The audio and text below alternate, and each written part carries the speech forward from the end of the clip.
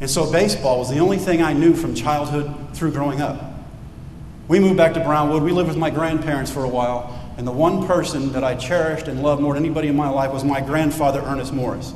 I tell people all the time, you need a mentor in your life. You need someone you can look up to, someone you can be like, someone you can fashion yourself after, someone you can appreciate and respect.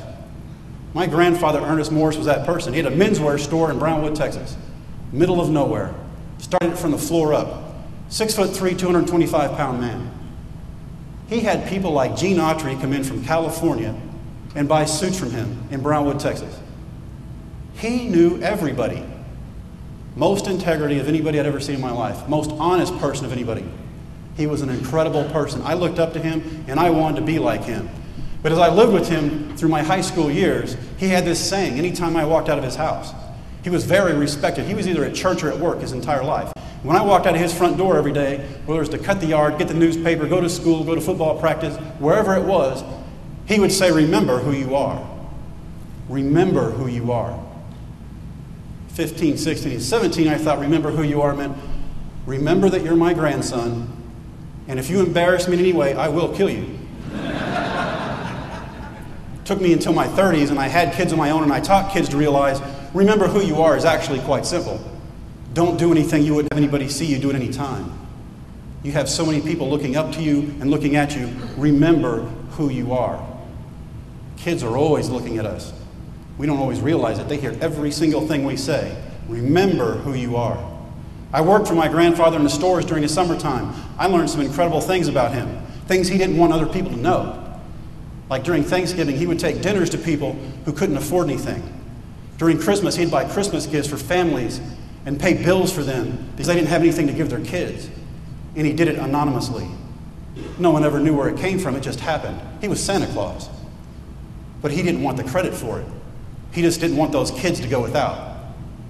Remember who you are. People helping people. That's why we're all here. That's why we're all in this room. Well, as I went through high school, I learned a lot, and I loved my grandfather a lot. And I watched the way he worked with people day in and day out, and I knew that someday I wanted to be like that. But as a teenager, I wasn't quite ready.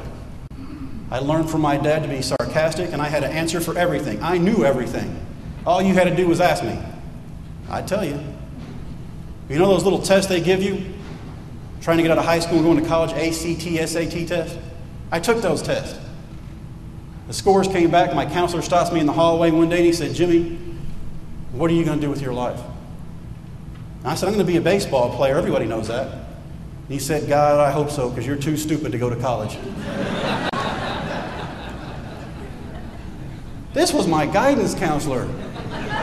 He's helping me with my future. Well, he's not a guidance counselor anymore. Works in a movie rental store. He's renting the movie about my life to other people.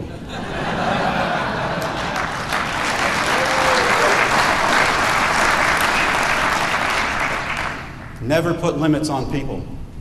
People can achieve so much. They have no idea what they can achieve until they actually step out there and they try it. It's incredible. We won a state championship my senior year in football. And it wasn't because we were the biggest or the fastest team in the state of Texas. It was because we practiced and we worked harder than anybody else. We knew what the other team was going to do before they did. We won because we were a team. We weren't a group of individuals trying to accomplish something. We were a team that did accomplish something.